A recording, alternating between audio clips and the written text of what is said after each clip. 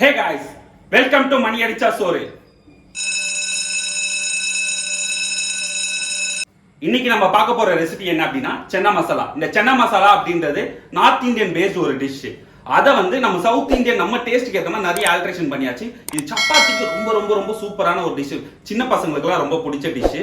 இதை ரொம்ப ரொம்ப ரொம்ப எப்படி ஈஸியா செய்யலாம், இதுக்கான வழிமுறையெல்லாம் என்னென்னலாம் பண்ணா கரெக்டா பர்ஃபெக்டா வரும், ஒரு ஹோட்டல் ஸ்டைல்ல வரும் அப்படின்னு சொல்லலாம். இன்னைக்கு நான் பார்த்தீங்கன்னா ஒரு 200 கிராம் சென்னால இந்த சென்னா மசாலா செய்ய போறேன். இந்த 200 கிராம் சென்னாவை 6 மணி நேரத்துக்கு முன்னாடியே நான் ஊற வச்சிட்டேன். ஒரு 4 மணி நேரத்துல இருந்து 6 மணி நேரம் ஊறணும். நான் ஒரு 6 மணி நேரத்துக்கு முன்னாடி ஊற வச்சிட்டேன். வச்சு அந்த சென்னாவை வேக வச்சு வச்சிருக்கேன். அதுல கொஞ்சம் ஒரு கால் ஸ்பூன் உப்பு போட்டு ஆல்ரெடி வேக வச்சு வச்சிருக்கேன். இதுக்கு தேவையான பொருட்கள் என்ன, எப்படி செய்யணும் அதை பார்க்கலாமாங்க. 200 கிராம் சென்னா நல்லா வேக வச்சு எடுத்து வச்சிருக்கேன். இந்த சென்னா பார்த்தீங்கன்னா இப்போ ஜஸ்ட் ஒரு ப்ரெஸ் பண்ணாலே வெந்துடணும். இதை பாருங்க, லைட்டாக அமுங்கின உடனே நல்லா ஸ்மாஷ் ஆயிடுது. அந்த மாதிரி வேக வச்சு எடுத்துக்கணும். 3 மீடியம் சைஸ் வெங்காயம் பொடியாக நறுக்கி வச்சிருக்கேன். 2 தக்காளி நல்லா அரைச்சு வச்சிருக்கேன். நல்லா பியூரியா அரைச்சு வச்சிருக்கேன், திப்பி இல்லாம.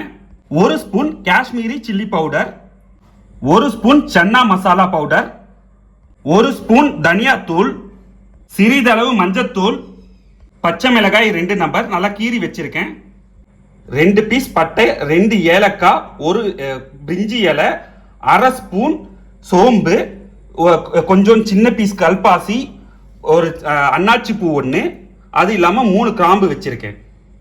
இஞ்சி பூண்டு பேஸ்ட் 1 டீஸ்பூன், உப்பு தேவையான அளவு, பட்டர் 50 கிராம், கொத்தமல்லி தேவையான அளவு, எண்ணெய் இந்த சென்னா மசாலா செய்யறதுக்கு தேவையான அளவு வேணும். இப்போ ஸ்டவ் ஆன் பண்ணியாச்சு.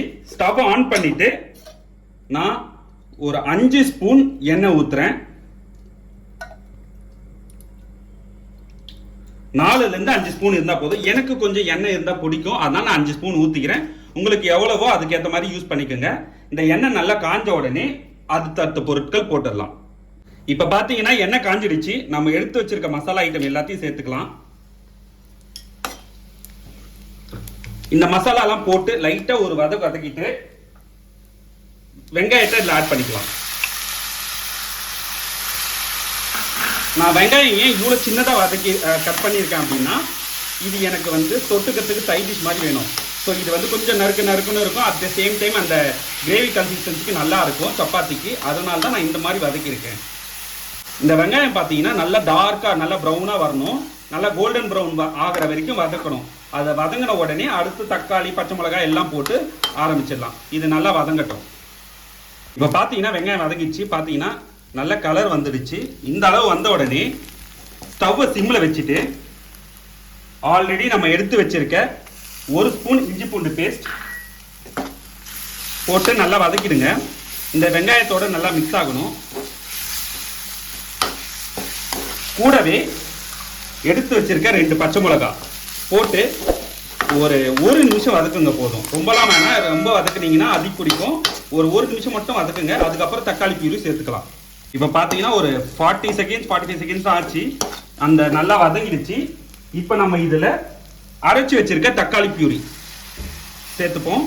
இதை போட்டு நல்லா வதக்கிடலாம். இது கொஞ்சம் வதங்கி இந்த பச்சை வாசனை போகும்போது எடுத்து வச்சிருக்க மசாலா எல்லாம் ஆட் பண்ணிக்கலாம். இப்போ தக்காளி பேஸ்ட் போட்டு பார்த்தீங்கன்னா ஒரு நிமிஷம் தான் ஆச்சு. இந்த நல்லா இந்த வெங்காயத்தோட மசாலாவோட பிளெண்ட் ஆயிடுச்சு. ஸ்டவ் இன்னும் சிம்லேயே தான் இருக்கு. இப்போ பார்த்தீங்கன்னா 1 ஸ்பூன் மிளகாய்த்தூள், பிளெயின் மிளகாய்த்தூள், ஒரு 1/4 ஸ்பூன் மஞ்சத்தூள், 1 ஸ்பூன் தனியாத்தூள்,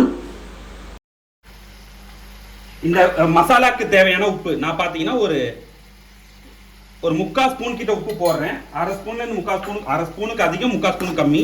உங்களுக்கு தேவையான அளவு உப்பு போட்டுங்க. உப்பு பத்தலைன்னா பிரச்சனை கிடையாது, போட்டுக்கலாம். உப்பு அதிகமாக போட்டுறாதீங்க. இதை போட்டு நல்லா வதக்கிடுங்க. இதை போட்டு நல்லா வதங்கின உடனே இது எல்லாம் வதங்கி இந்த பச்சை வாசனை போகணும். அந்த அளவுக்கு வதங்கணும். ஸ்டவ்வை நான் ஹை ஃப்ளேமில் வச்சிருக்கேன். லைட்டாக தண்ணி தெளித்து வதக்கிக்கலாம். இப்போ பார்த்தீங்கன்னா இந்த மசாலாக்கு லைட்டாக நான் தண்ணி தெளித்து கொஞ்சம் லைட் பாருங்க, அவ்வளோதான். இந்த தண்ணி ஊற்றி இது நல்லா வதங்கணும். இந்த பச்சை வாசனை போகிற அளவுக்கு வதங்கட்டும். வதங்கின உடனே சன்னா போட்டுடலாம். இப்போ மசாலாலாம் போட்டு வதக்கி ஒரு 1.5 நிமிஷம் தான் ஆச்சு. பச்சை வாசனை போயிடுச்சு. நான் இப்போ ஆல்ரெடி எடுத்து வச்சிருக்க சென்னால ஒரு 20% மட்டும் எடுத்து நான் தனியாக ஸ்மாஷ் பண்ணி வச்சிருக்கேன். மற்ற சென்னாவை இப்போ ஆட் பண்ணிக்கிறேன். இதை ஆட் பண்ணி இந்த மசாலாலாம் மிக்ஸ் பண்ணிடலாம்.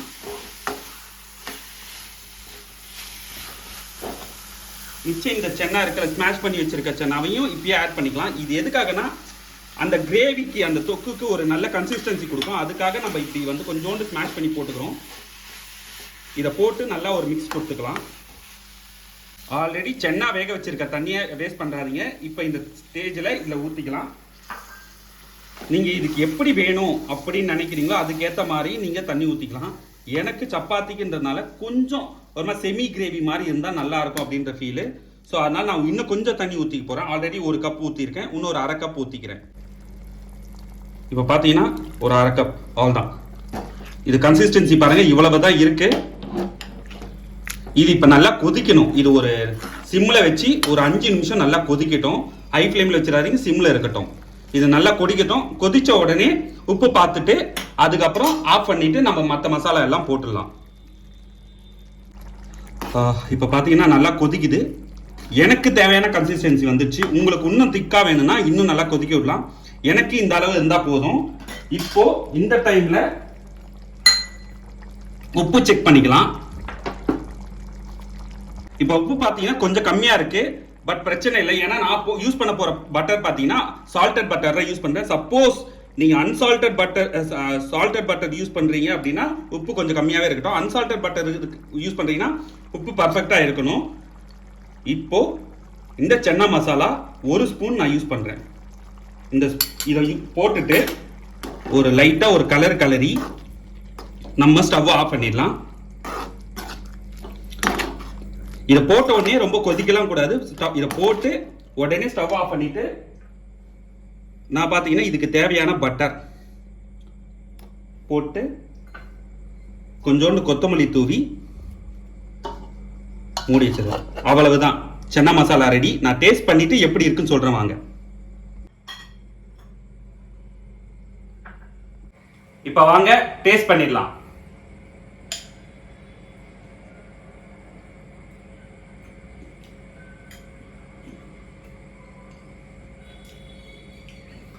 ரொம்ப ரொம்ப ரொம்ப சூப்பரா இருக்கு. சப்பாத்திக்கு தோசைக்கெல்லாம் ரொம்பவே நல்லா இருக்கும். ஸோ நீங்களும் ட்ரை பண்ணுங்க. ட்ரை பண்ணிட்டு எப்படி இருந்துச்சுன்னு கமெண்ட்ல சொல்லுங்க. இந்த வீடியோ உங்களுக்கு பிடிச்சிருந்தா லைக் பண்ணுங்க, கமெண்ட் பண்ணுங்க, உங்க ஃப்ரெண்ட்ஸுக்கு ஷேர் பண்ணுங்க. மறக்காம மணி அடிச்சா சோறு சேனலை சப்ஸ்கிரைப் பண்ணுங்க. உங்களுக்கு வேற என்ன டவுட்ஸ் இருந்துச்சுன்னா இந்த ரெசிபிலையோ இல்ல என்னோட ப்ரீவியஸ் ரெசிபிலையோ என்ன டவுட்ஸ் இருந்தாலும் கமெண்ட்ல கேளுங்க. நான் கண்டிப்பா என்னால முடிஞ்ச அளவுக்கு கிளியர் பண்றேன். அடுத்த வீடியோ என்ன பண்ணலாம் நீங்க சொல்லுங்க, அதை நான் பண்றேன். Bye bye guys.